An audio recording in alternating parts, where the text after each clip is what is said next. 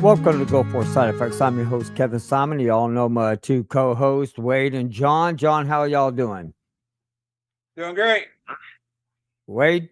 Absolutely fabulous. And we got Ronald Brown back on tonight. How you doing, Ron? Doing well. Thank you. To me, this is going to be an exciting podcast tonight because we're going to go through step by step of the ICD codes and what is all going to be happening with it now that it started October the 1st, which it was yesterday, but we podcast on Thursday.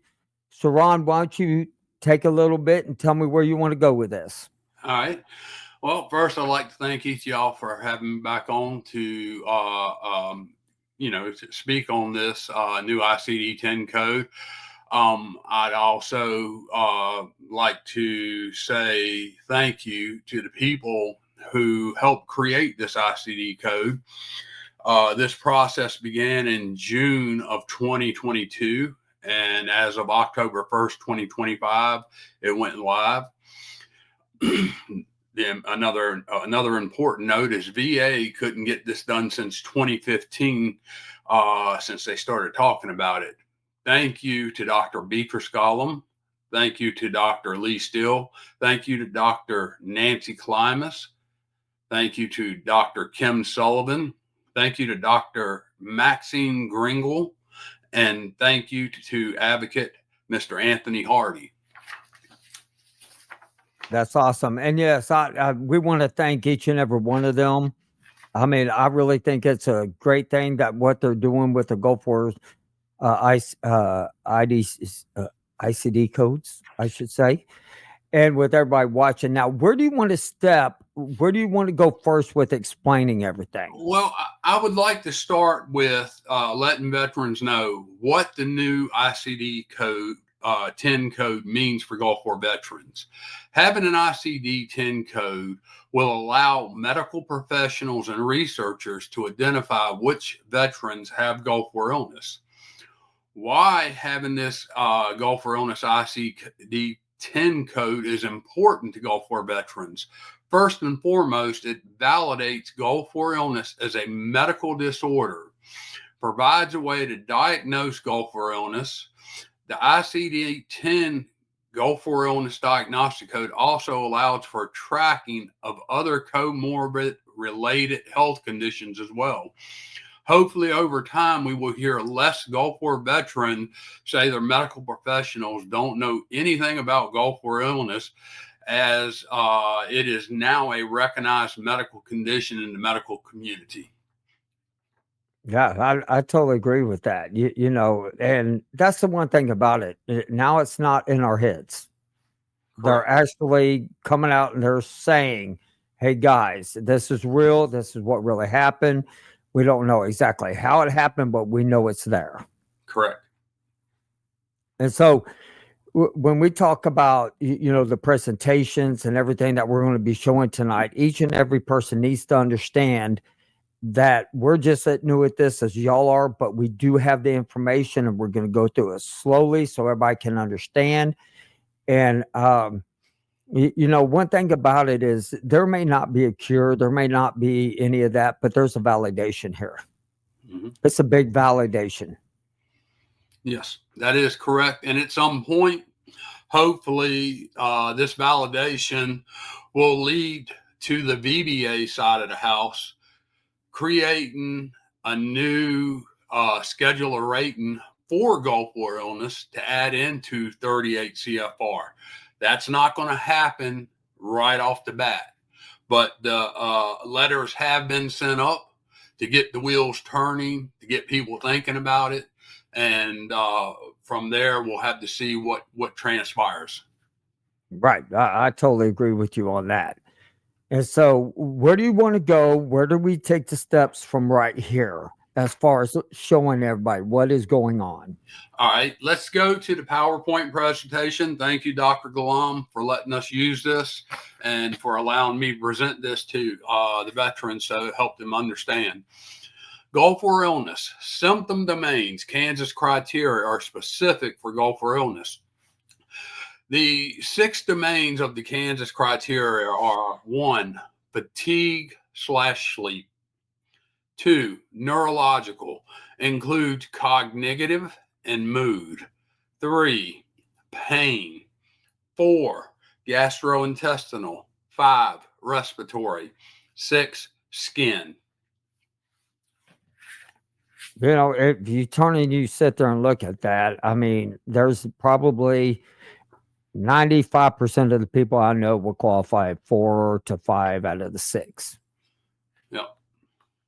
And Very so, Yeah, when we look at the next slide, you're going to see a bunch of listed things under each domain, and this isn't an exclusive list. This is just for to give people an idea of stuff that could fall under each domain. right. So, you want me to go on to the next slide? Yes, sir. All right. We'll start with the fatigue sleep domain.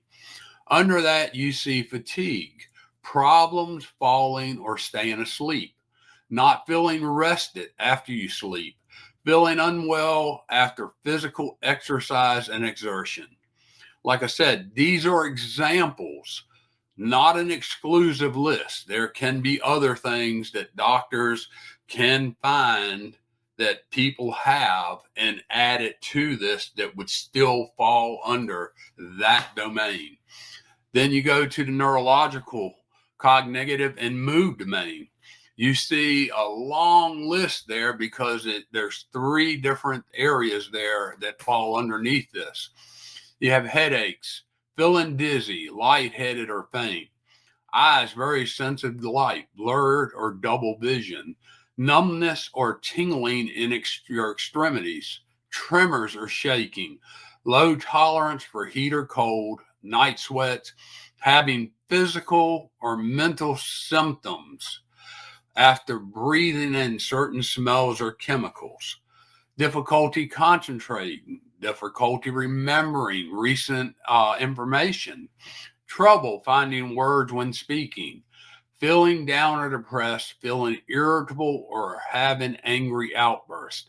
You can see there's a long list of symptoms there. Keep in mind, they're only examples. There's more stuff that would qualify. Right. Go to the pain domain. Pain in your joints, pain in your muscles, pain in your body when you are where you hurt all over.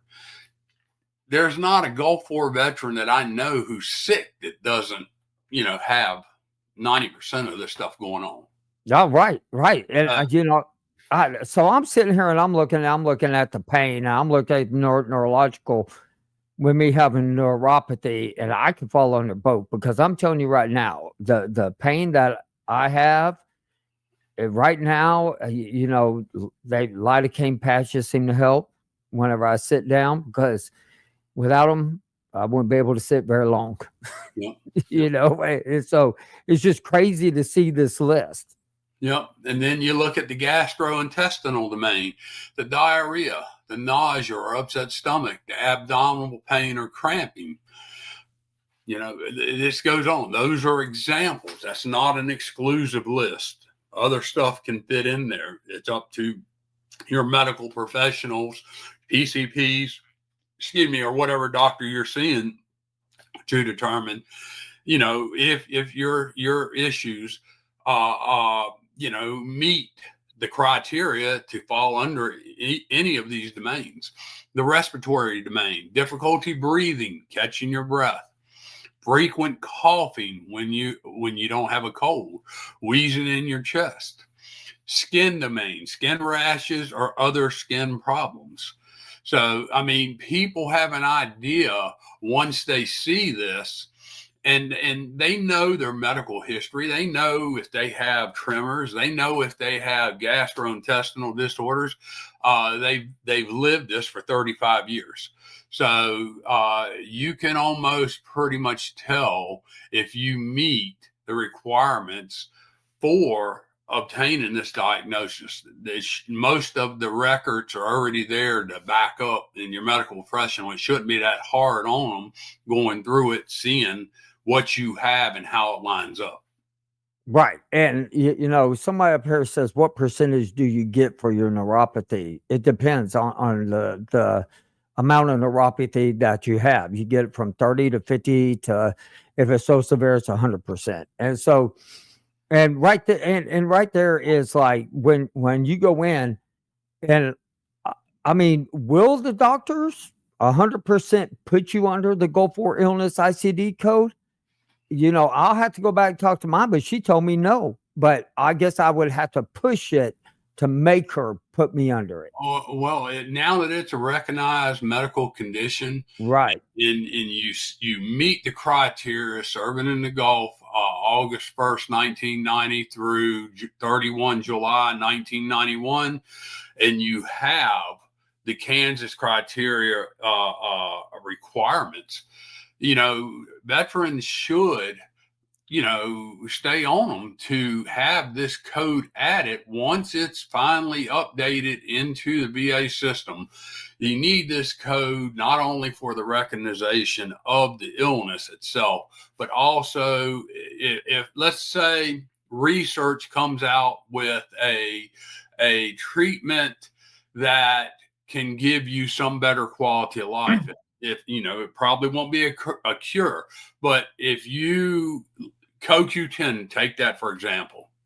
If that comes out and it shows CoQ10 works in a larger group, the VA decides to start issuing CoQ10 out to Gulf War veterans. This is how they're going to identify them. So that way you're not having to pay out of pocket for the CoQ10. The VA is furnishing that to you, the veteran. And I don't care what anybody says. Go ahead, John. Go ahead. So as I'm listening to you, Ron, and so those of us that are service connected, and I have a vast majority of these, the benefit of having it identified in your chart is so that care provider can look at that and say, oh, okay, because the vast majority of them simply don't understand. I didn't even realize I'm the only Gulf War veteran that my primary provider sees, and I didn't even know that. So she can look at this and say, oh, okay, that makes sense now. I see all this stuff, and then they can kind of segregate things based on the information in front of them. Well, that and once you have all this stuff listed out in the domain, which is enough. When we get through the PowerPoint presentation here, we'll look at the other page that had the severity and all that on it. We will see how this can be. A PCP can go through a list if the VA creates something like this to determine the level of severity for each of these conditions. And that'd be very important. Right. And what I was going to end up saying on the whole topic point of everything that we're talking about is I'm really glad that you're putting this presentation and you're talking about it, because so far, most of this needs to be dummied down so that way we all understand it together. And I mean, I really appreciate you being able to tell this, because so far it's so easy to follow with the way you're talking about it. And, and then when we get to this one, the Gulf War illness defined by symptoms and deployment, this is the one I like for you to explain to me. Okay. Essentially what this is showing is if you symptoms arising during or after Gulf War theater deployment. Symptoms profile consistent with Gulf War veteran population and study. This is taking non-deployed and deployed Gulf War veterans. You're looking at symptoms in one of two domains. This here is showing that the non-deployed is somewhat close. It's still a little bit higher in the deployed at 29 right. and 30. And then symptoms in the 6 domains, the Gulf War deployed, you can see is drastically higher than the non-deployed. The Kansas criteria chronic symptoms present for 6 months. You have to have the condition 6 months before they will consider this, diagnosis. It can't just start and then you go in there and boom, you have this diagnosed for Gulf War illness. It has to be at least 6 months prior, or either multiple or mild in at least 3 of the 6 domains. The domains we went through earlier: fatigue, sleep, neurological, pain, gastrointestinal, respiratory, skin. Many with Gulf War illness have symptoms that persist for greater than 30 years. Early Gulf War studies excluded conditions later shown to be increased by Gulf service. These exclusions are now mostly dropped by researchers and are not clinically disqualifying.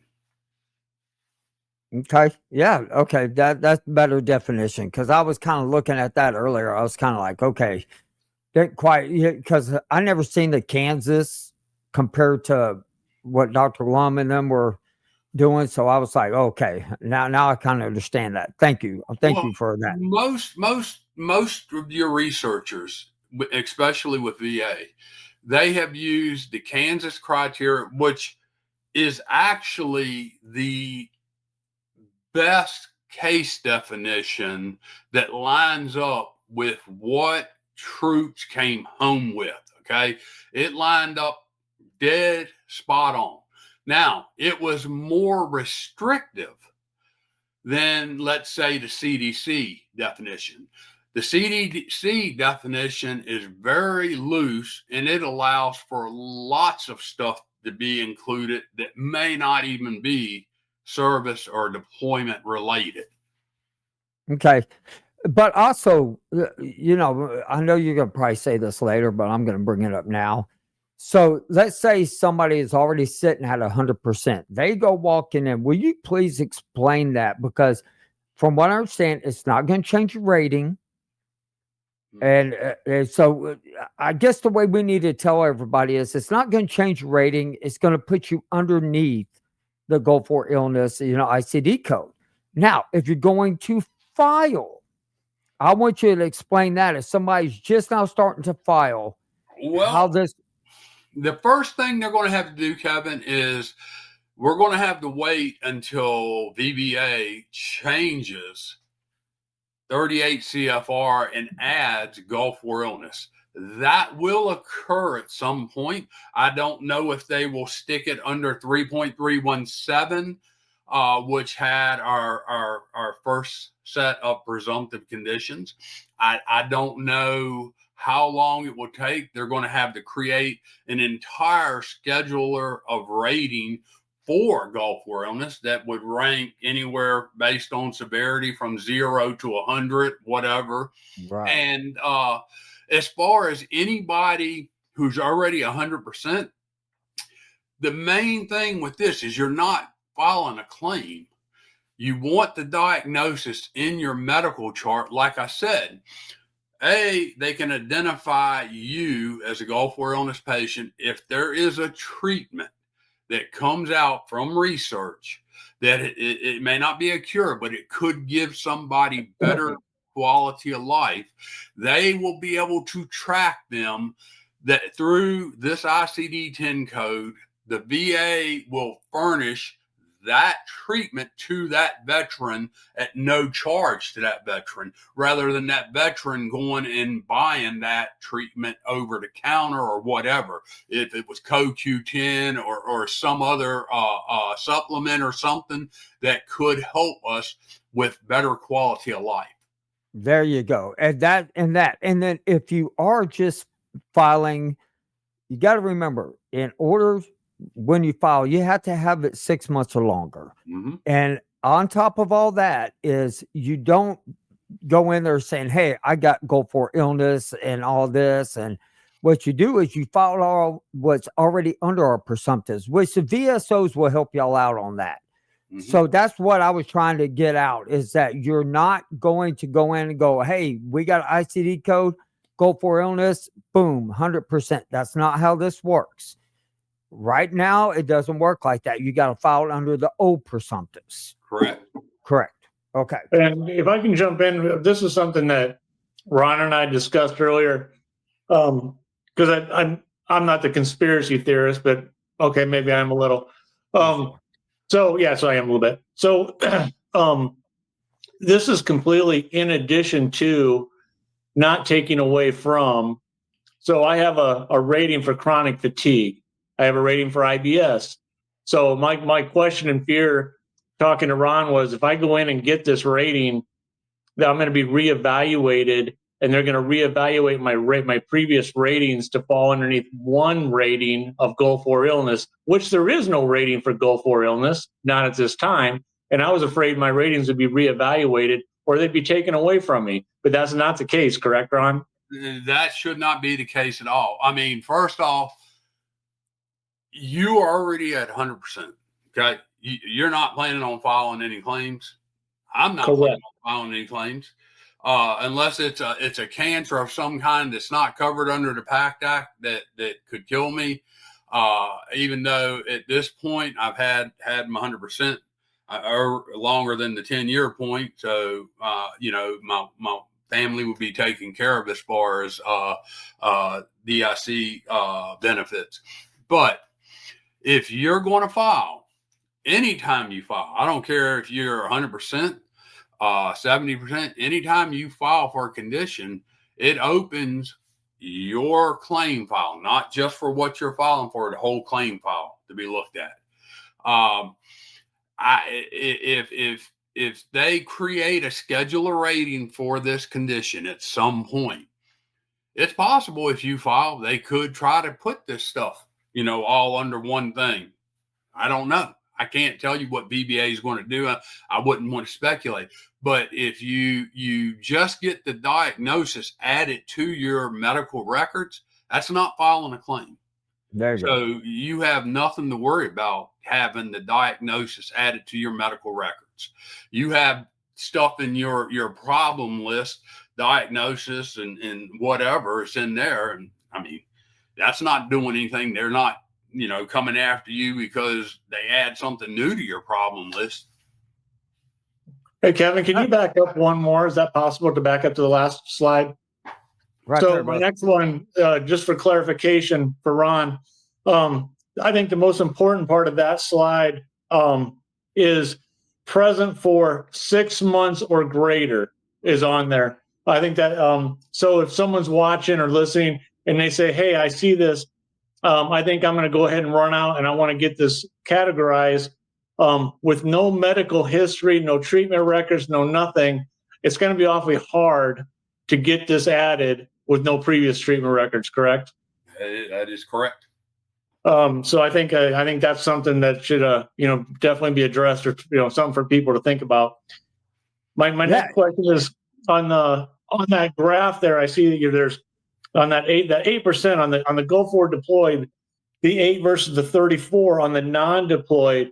You might understand that these non-deployed, if they meet the criteria, are also going to be able to receive that diagnosis. You know what? I don't know. It's possible. It's possible. I mean, they can't file under any of the presumptives, but I guess it's possible. One thing I should really make clear is I've tried to lead Ron down a couple of different roads. The only thing Ron will deal in is facts, and that's facts only. Things that he knows, things that he can prove, things he can back up. He will not speculate, and he only speaks the truth. So, I might speculate sometimes, but this man will not. I agree with you on that. He's straightforward. I want to circle back around, Ron, which you already talked about this, but I want to, for the folks that don't understand, if you're rated 100% and all of a sudden your doctor says you have cancer, can you say again, why is it important that the men and women say, hey, and have it acknowledged. Why is that important?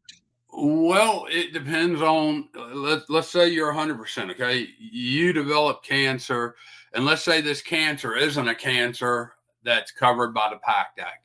You have only held your rating 8 years, okay?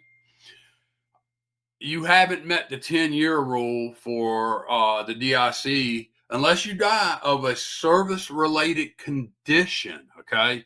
Service-connected, which means service-related condition.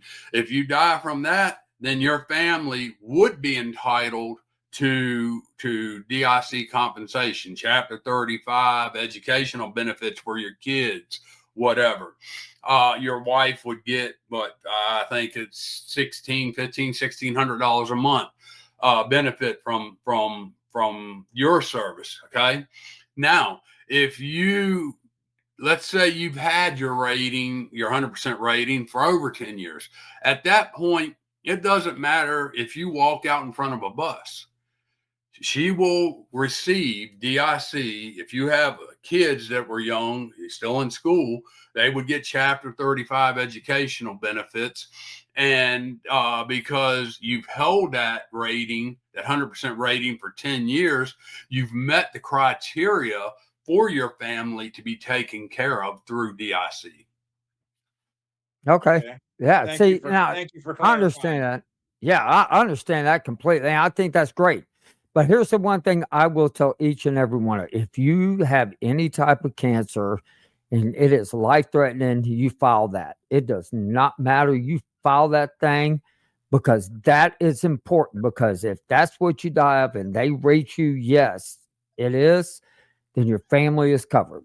Now, Kevin, that is a situational dictates situation. Yes. Knowing that I have prostate cancer now, but I am not married. I am receiving treatment, but I will not file for it, even though it's a presumptive, because it will not benefit anybody in my downline.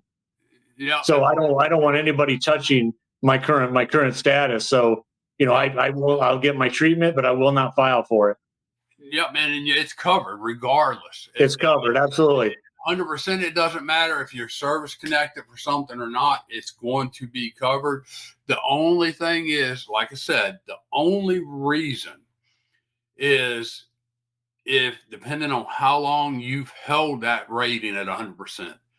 Now, if I was married or had, like I said, young kids or married, then yes, I'd absolutely pursue it. But in my situation, it wouldn't benefit me or anybody else. Correct.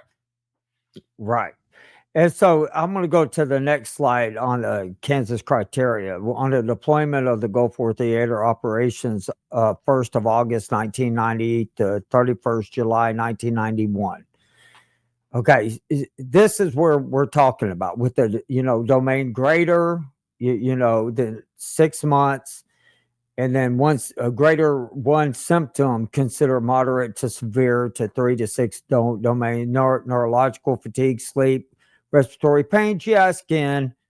Okay, so these symptoms onset during and after the Gulf deployment. Mm-hmm. Now, I can tell you that 2 of them I gained 3 months after Desert Storm, and it's in my in the record. And so I've always thought for years, just for years, that they should have went all the way back to that. But I didn't push it and all that. I recommend anybody 100%, even if you had your medical records years ago, don't touch it. Just leave it alone and all that. And so, do you have anything else you want to say about this page? Because it's pretty much what we that's pretty much what we've covered, and it's pretty straightforward. The slides that Dr. Gollum sent are they're pretty straightforward, and I thank her again for allowing us to use these to explain this. Right, I do too, and so these right here are the ICD TCM codes right here, and so kind of explain them. Let's get into that. All right. Actually, the only thing that's missing off this slide is the T75 830 has a capital A at the end of it, and that is Gulf War illness initial encounter. If you look on your next slide, one that's got from cms.gov, you should be able to see all of there's 3 of these T75 830s. Each one of them has a different letter at the end of it. The one that veterans, that's kind of, it's kind of blurry. but let me see if I can pull this up. Give me just a sec. Okay, and then I'll tell you exactly what the other ones say here. And then, like for right here on these are the ones that right here, the T75.830 Gulf War illness. Yep. And then T77.31 contact with and suspected exposures during the Gulf War theater. And that could be people like Wade, people like you, more people who are acceptable to like from Camisea. Correct. That there is I don't know where y'all went. Well, oh my goodness, there we go. Okay, I'm back, I think. Why is that not? We see you. We see you. We see you. You look handsome as ever. Okay, I don't know what happened there. It's like the daggone camera shut off. How do I make this larger? It don't make any sense to me. Well, while Ron's looking at that, here again, back to the reason this ICD code is so critically important. It gives the doctors a road to help them out so they can understand where we're at. So those of us who, but it's also a validation. It's also a validation. Yes. It is. It's that it's not in our heads. None of this is in our heads. I mean, if they had, which was what they initially told us at the beginning. Right. Yeah. Right. Yeah, I'm going to tell you now. That is huge. Now I got 2 seconds more.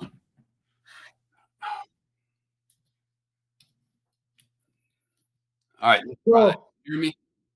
Yeah, we got you. Yeah. I got two. All right, Two can of you y'all. hear me?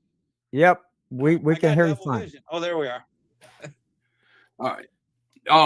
The biggest thing about the ICD-10 code, like I said, it absolutely validates Gulf War illness is a legitimate medical condition.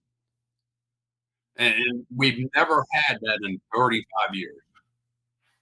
Right. I mean, if you think about it, it's almost like the Desert Storm veterans. I mean, the Vietnam guys. If you really think about it, because it took them years to come out with Agent Orange and everything. And so, and then they got validated like, hey, man, there's something going on. And, and then Desert Storm comes in and Desert Storm's like, hey, you know what? It took 35 years. Later on, we got it and everything. But this is also something that later on that maybe for our kids, they can look into that. No. And that was a question that I was supposed to ask you. So somebody said, is this also going to be for the children of Gulf War veterans? I answer no. So repeat the question again. Okay, so somebody was asking me, well, veterans of the Gulf War and their children that came home, and their children got sick late after they were born, and they had problems and all that going on. They were like, does this also cover the children? And I was like, no. There you go. No. That's what. We're hopeful at some point that we can get some descendant research done through the VA of biological descendants. Man, I can't hear it. Something echoing bad. There's a little hiccup in the communication. I can see you fine, but when you talk, there's a little hiccup. When you talk, it's a little muzzled out, but we can understand everything you're saying. I don't hear the echo as bad. Yeah, at some point we do hope that VA will conduct biological descendant research. I know Non-Veterans of America is pushing for this. and they're trying to get legislation through Congress to have the VA do this. Okay, right. Exactly. Exactly. And I think that's exactly what everything was looking for. Is like, so that I'm really glad we're doing this episode tonight, because I think it's really important. Because everything that Dr. Glum has, and all these researchers, still everybody that has worked tirelessly on for helping us, I think it's a validation for them too. Yeah. I really think it's a big validation for them. And so, I greatly appreciate Dr. Glom doing this and helping us out. Obviously, Ron and everybody involved. As far as the individual that asked about our children, back to the fact that you get this on your medical records, and down the road, who knows? We don't know. It took right. us a long time to get to this point, but perhaps you get this into your medical records, and possibly, who knows? Stranger things have happened. If your child, has issues, and it's been for a sustained time, who knows? Maybe that'll get acknowledged down the road if it's on there. We don't know. I mean, because there's no fix for what we have. Band-Aids, as Kevin we've talked many times. There is no cure. It's Band-Aids. This helps this person. This helps this person. But and I don't blame the VA doctors. I mean, we were exposed to so much. They just don't know what we were exposed to. And I know Wade wants to say something. I can see it in his head. Well, no, that's it. We talked about this before we brought Ron on the first time. And as far as the validation, and I was thinking more in lines with the validation as far as the veterans go. To be honest, I said on that night, I do not need personal validation. I don't need it in my head. This does absolutely nothing for me, and does nothing for my mental, happiness. But it does give validation to the medical community. So when I go in and, I have other medical professionals that will see that diagnosis, not that initially they're even going to know what it is, or they might not even care, but at least it's going to be there. And so maybe down the road, it's like Ron and I were talking earlier, it's an ICD, so just the same as cancer has an ICD. So they're going to see that, and they're going to say, oh, well, what's this? I haven't seen this before. Maybe they'll take the time to look into it. Maybe they won't. But eventually it will catch on. So, for me, that's the more important, that it's a validation in the medical community. Me, I'm be honest, it does nothing, absolutely nothing for me. I will follow through just like I have with the research studies and everything else. And I have a follow-up on my primary care this month. So I'm going to test the waters, see what happens, see how receptive she is to it, and be able to report back and see how it goes. Yeah, I agree with that. And also, this can also put stuff more in the medical books. As nurses go through school, the only thing you see about Gulf War illness is ALS, Parkinson's, stuff like that. But maybe now more can be put into the medical records.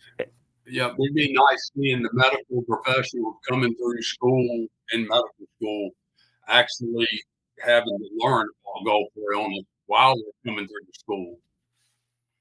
Right.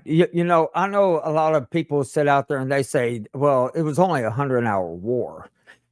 It might have been 100-hour war on TV, but you got to remember the prep up to it, and then afterwards, and then we all went, a lot of us, I had to go back for a second tour out there when it was starting to kick back up. And so that's the thing about it, is we weren't out there just for 100 hours. We were out there for months. Yeah. And so now I want to go over some stuff also about with Dr. Glum and studies.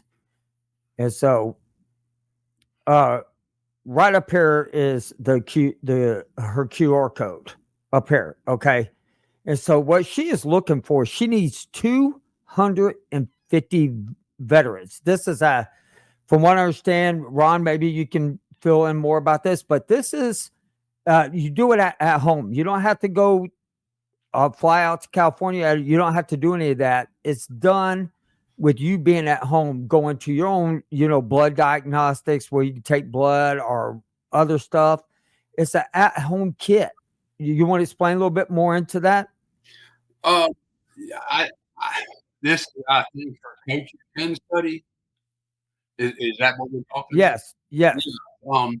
To my knowledge, from what I've gotten from Dr. Malone, everything is done. They send the package to you. They send you to, I think, LabCorp to get the lab. You don't have to do any traveling, and to my knowledge, it's also a double blind study, so you don't know if you're getting one or the other. What I, if I remember correctly, what you said. Right. Yeah, and that's absolutely right. It's a kit. It comes to you. I think each and every one of us should take part in these studies. I also know that there's other studies that are going around, like the diet study, everything that they have it on. But, these researchers are also going to need our help. So our QR code is sitting right up here. If you scan it after the show and everything, we'll put it up in I our just scanned bio. it right now just to see, and comes right up. It gives you information, or It- tells it- you who it's from. So Right, exactly. And that's important. I mean, I will say that is important with it. And so, with everything being said, there's so much out there that we need to explore, taking care of ourselves. And so, I think it's, you got to get out there. You got to diet. You got to take care of yourself. You got to eat better. They're not going to take care of you if you don't take care of you. It's the way it works. If you go in the doctor and she says, "Hey, Kevin, you need to lose 40 pounds," and I go back and I gain 40 pounds, whose fault's that? That's mine. And so that's another problem that I think a lot of us are facing. Is a lot of us will go to the doctor, don't want to take the medication that they give us. They don't, and that seems to be the problem. That I've noticed even with myself. I didn't want to diet until I met Wade, and I went through a McDonald's line and Wade got all over my ass. And Wade was like, "Hey," and then he squealed me out on a podcast, which I couldn't understand that part neither. That's love. And I think that's fun, unexpectedly he did that to me, Ronald. Just wrong. Is there anything, Wade, you would like to bring up? Because for saying, like Ron said, this is the most significant event that has happened, for advancing, goal for illness in 35 years. I mean, we now actually have something. But that being said, I'm in Vegas, and I was fortunate enough to meet up with an old member of my platoon that I was with. That's been 35 years ago. I haven't seen this guy, and doing well, not doing well, but it was great to see him. But he's going through the process. He has everything under control. He's doing everything right.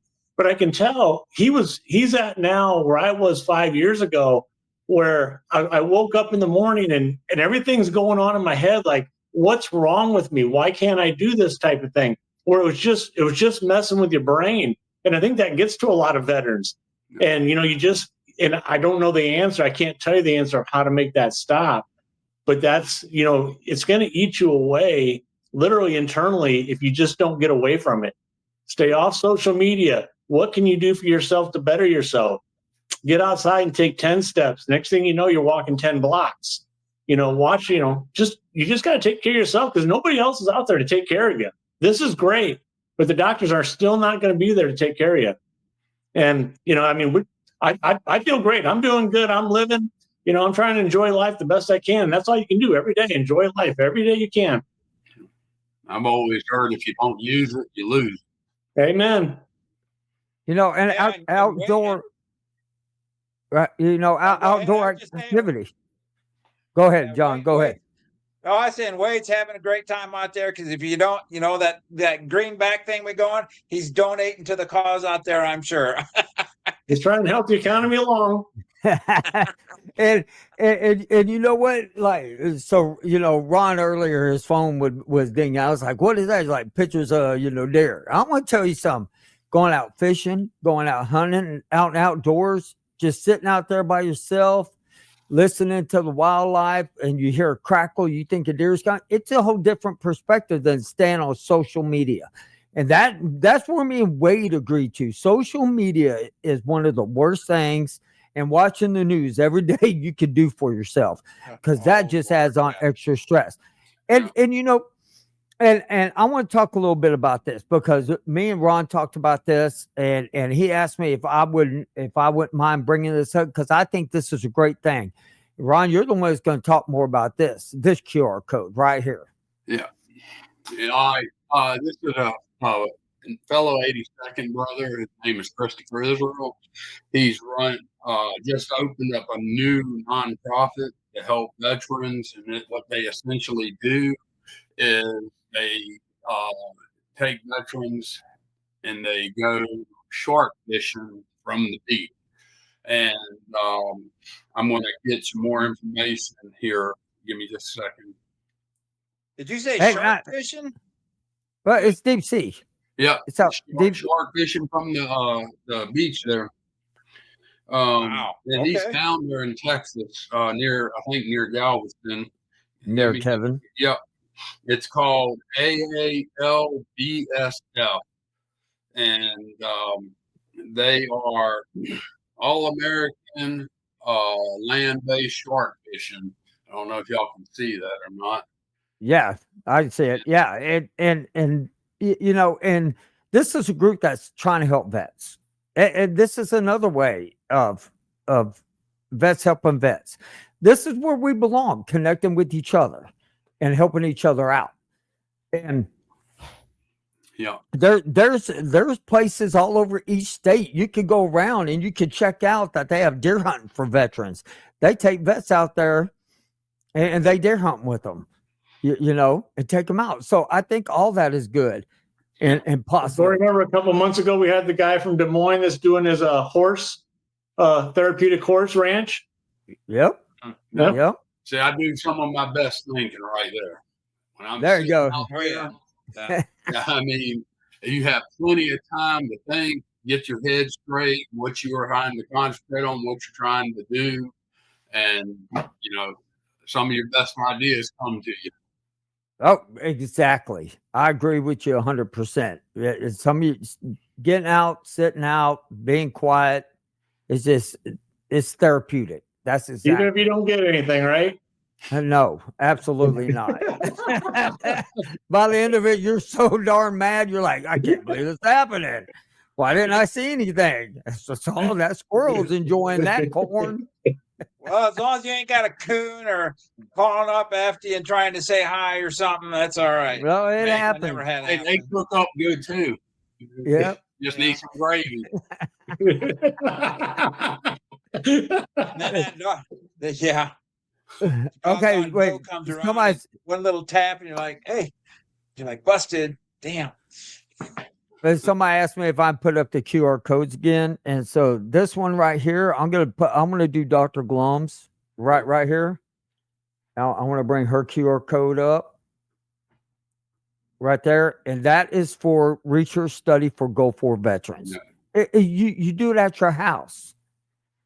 Highly recommend as many veterans listening in here to get involved with this. If you have health issues, this is important. Yeah, now, I agree. Can you clarify? Is this a new study, or is this a continuation of the COQ-10 study? It's like both of them.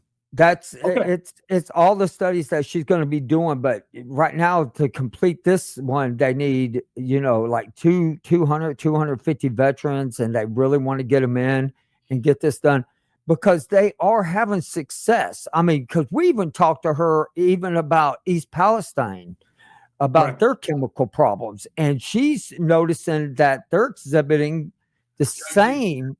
That's what it says when you scan it. Right. And so if anybody, and I will have this up on our page as soon as podcast is over. and everybody just scan onto it, go to it, and check it out. I mean, I really 100% really believe that at home, I'm going to do it. I know Wade's going to do it. John's going to do it. I'm going. And Ron's going to do it. I really think that Dr. Glum, she has stuck with us since the early 90s. She's been with us through all this, and we should stick with her. Yep. And then the other QR code that's an important one too. No. That's a veteran trying to help veterans out at no charge. All the everything is free for them to go deep sea fishing. Yep. And this is in my community. And so down in Galveston, really, if y'all are in the Houston area or even in Beaumont, even Louisiana, scan it. We want to help them up. And so, and then, I'm going to bring this up. I'm going to bring this up. Hold on. Right here. I just finished 9 months with Dr. Glum. I'm continuing. Nice. Rich, thanks. And that's important. You also have your studies out there in Washington, D.C. Diet study. I think they need 12 more people. 12 more people, I believe, and they got to have by December. And so I know Denise put that up in the comments and stuff. And I think that one's important. Wade did that one. Love it. Wade loved it. A great study. Absolutely. And so I truly believe in the studies. And I know it's hard for us to take off and go do this stuff, but the ones who can, I appreciate y'all. I do. Wholeheartedly, I appreciate each and every one of y'all. I appreciate y'all for that. And, I don't want Wade's head to explode here. It swell off and everything. Right. And so, thank you right there. Yeah. And so, with bringing it to all this and bringing everything in together, let's remember a few things. We all served and we all had our own positions to do during the Gulf. No one was better than anybody, and no one was, greater than anybody in my eyes. We all had our positions. We all have something going on. We all need to stick together. Vets need to start connecting with veterans. That's been a big problem. That's one of our biggest problems is vets are too busy arguing amongst each other instead of getting together. And this program is asking any veteran out there. I see how many of y'all are watching right now and how many more are going to watch. Come on our program. Tell your story about when you were out there. That's what this is about. It's a documentary of Desert Storm. Everybody's story is completely unique in their own ways, especially, Wade's and then John's and then mine and then Ron's. Because I am not jumping out of a perfectly good airplane. I don't care what y'all say. No, go ahead. No, I know what you can say. Go ahead. No, you don't. You don't know what I could say. I was gonna be a smart aleck about it. Oh, well, somebody wrote in the comments, by the way, Ron and Wade, whenever we brought up a perfectly good airplane, there is no perfectly good airplane in the Navy. I was like, in the Navy. You can the Army or the saying goes, you can train any idiot to fly the plane. It takes a complete idiot to jump out. Oh, amen. I agree. Amen. Amen on that. I don't think I've ever heard that before. That's funny. I hear stories. Oh, yeah, man, the airframers, I heard them say, oh, yeah, if this starts waddling, we just take a pair of vice grips and then duct tape them. I'm like, you gotta be kidding me. That sounds like some Army stuff there, yeah. Yeah, 100-mile-an-hour tape and what was it, paracord. You can fix anything. You can fix anything. Oh, yeah. Yeah. Well, Navy's the same way. Just to be honest with y'all probably be surprised some of the stuff we did. We did some, well, it's like, man, I did some dumb stuff. Can we put these up there real quick? Oh, yes. We have not talked about this. Okay, and so this is the next part that I would like to get in. This is called the second part. Right here. All right. This is basically an example that researchers created to come up with the Kansas definition, criteria definition diagnosis, or how to meet that criteria. And as you can see, it's got each one of the domains. It's got a score for no response. It lists each condition. It's got mild, moderate, or severe. And I'm hoping that the VA will create something like this in order to find diagnosis for veterans. Uh, they, they have all this and they can assign the severity of it, and it's all noted, and it would make life a lot easier. Yeah. And so, and right. And so I was going to ask this question because when I saw it earlier, can somebody like print this off and take it into the doctor and say, look, and here were criterias and all the information that we're giving out. Could somebody literally take this and go, look, this is what the criteria for Kansas is, and this is criteria for Gulf War illness now for the ICD code? No, they can't. And the reason being, this was created by researchers for research purposes. But I did send this when I sent the letter up to the VA the other day about the ICD-10 code. This hoping to give them an example of something they could do for their PCPs or their providers to go through to provide a diagnosis for these veterans. They could come up with something like this on their own. Okay. And then do you have anything for the second part I just brought up? Oh, it's the same thing. It just basically you go through it at the last three domains here, and they attach the mild, moderate, severe, and then after they go through all, they count it up, and the number of symptom domains that have score 2 or greater, and that's how they apply the diagnosis of multiple illness. Okay. And go ahead. No, Wade? No, I'm John? good. No, I think we've done a pretty good job. I think, as we've often said, when it comes to our issues, we all have a lot of commonalities. We communicate with one another and share, hey, this works for me, what works for you. A lot of it has to do with, keep your weight under control. That is going to help you immensely. There's no magic pill to what we have, at least not today as we speak. There's only this helps me feel better. This helps me feel better. Well, I don't want to take a shot. Like I had my cardiologist said, are you willing to take a shot to help you lose weight? My first reaction was no, because I didn't want to deal with the side effects. But come November, if I haven't managed to lose any weight off doing what I'm doing, I might consider it. But it depends. To each their own. You got to figure out what works for you and communicate with the other veterans and figure out what's helping people. We provide some of the information. Nobody's going to come knocking on your door with any magic answer. That's right. And I want to bring this up. And so, which I didn't know this until Ron, you brought it up. So it's 10 years at 100% for DIC, and which is basically for your family. I had no idea. I'm really glad that you actually brought that up. I'm really glad that you did. And so I want to make sure I got everybody's, if anybody had questions, I want to make sure that they're, answered as much as I can. If you haven't been 100%, let's say, Ron, for 10 years, but you've had illnesses, I would hope then at that given point, and I know my VSO because I've talked to her I didn't know about, I'll be honest, I didn't know about the 10-year thing either.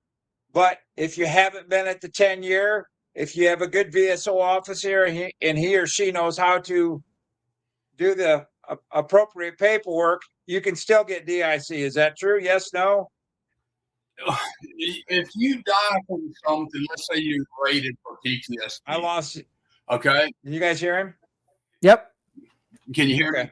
Yeah, I can find it. Say you die from PTSD, or excuse me, you die from a heart attack, or you die from a stroke.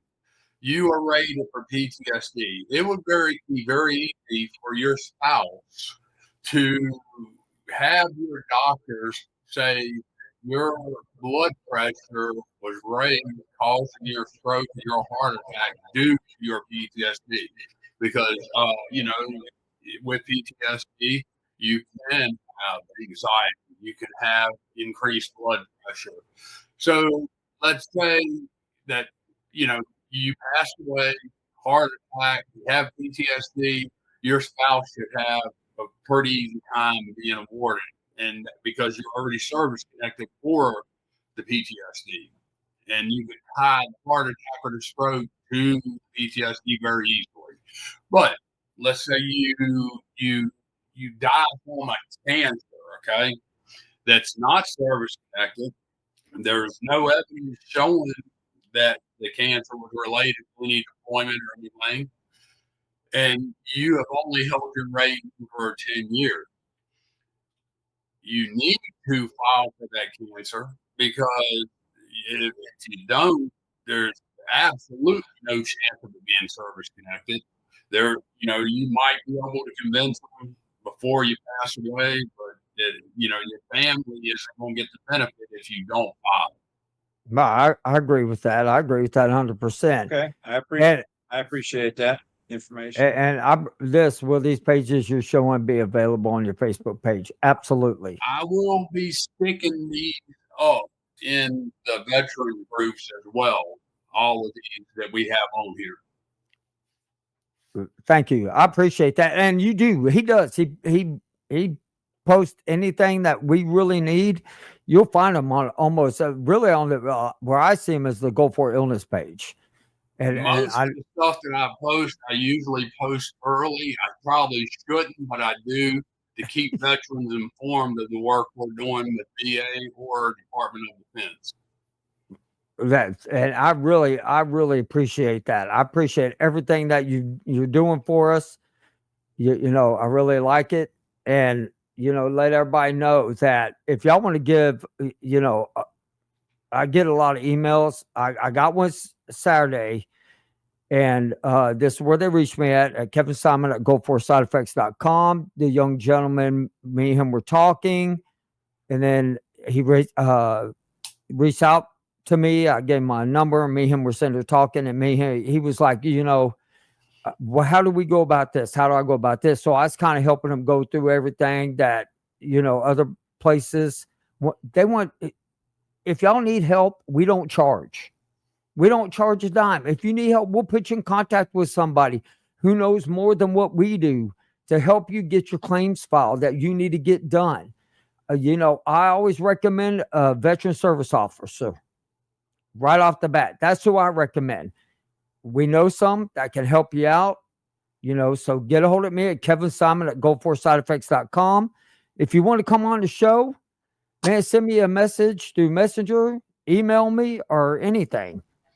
Guys, I think that's it for me tonight. That's all I have. Anybody have anything else they'd like to add before we end the show? I will find regulation on the 10-year rule and send it to y'all from 38 CFR. That way y'all can have it for the show or whatever. And I'll also find the 5-year and the 20-year rule. Okay. I'd appreciate that. Now we are going to be going into after the show. That is where we participate in talking a little bit more in depth. And as far as we'll say anything we want to on there because we can't be censored. And I want to thank everybody for coming on. Y'all go check out our Patreon. That's where you can find the after show. That's where we have a lot of fun. Guys, Ron, thank you so much. I'm very grateful for you. John, grateful for you. Wade, grateful for you and everything. To the audience, if y'all have questions, please ask me. I'm very grateful for everybody watching tonight. I hope we answered as much as the questions as we could that you had.